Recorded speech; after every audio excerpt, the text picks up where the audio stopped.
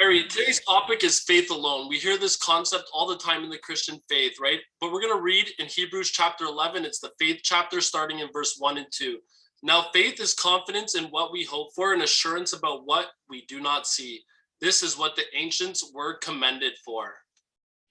Hebrews 11 was called the faith chapter in the Bible, 40 verses of it, talking about all the heroes of the faith. It says here, confidence in what we hope for. That's an interesting thought, to have confidence in what we hope for. This chapter is about faith in who or what.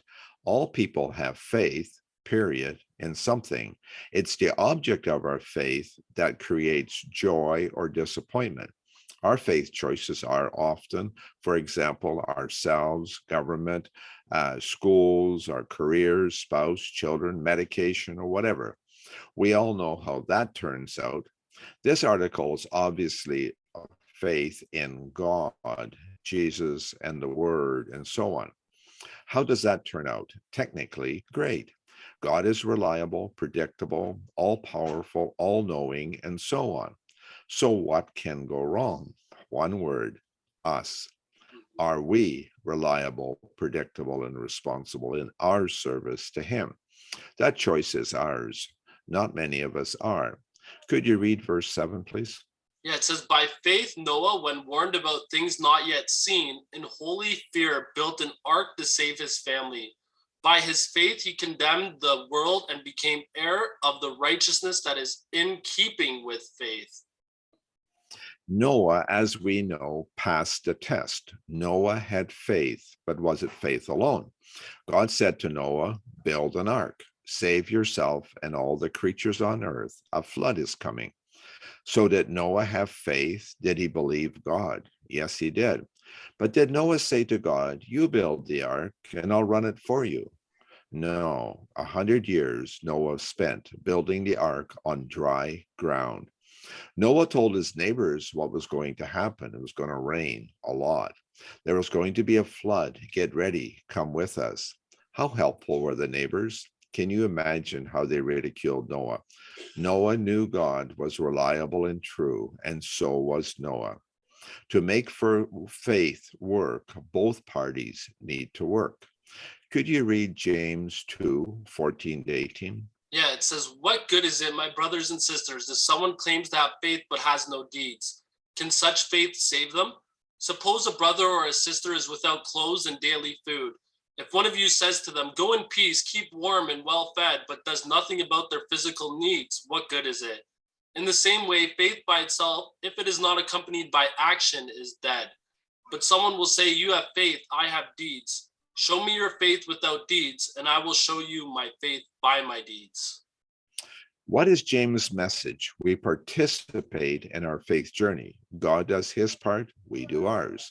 Noah built the ark according to God's instructions. God provided the animals, they came to the ark. God provided the rain, their safety, and so on. Whatever food was on board was enough. Same for water, light, health, and comfort. Think of it. The God of the universe wants to partner with you and me. He cares about us and is reliable. Do we have faith, faith alone, or do we put our shoes on and do as he teaches? Jesus' teachings is where we start. If we are serious about that, the Gospels, and prove reliable and predictable, he will, in due time, tap us on the shoulder and tell us he has a job for us. And it won't be building an ark. No more floods, God promised.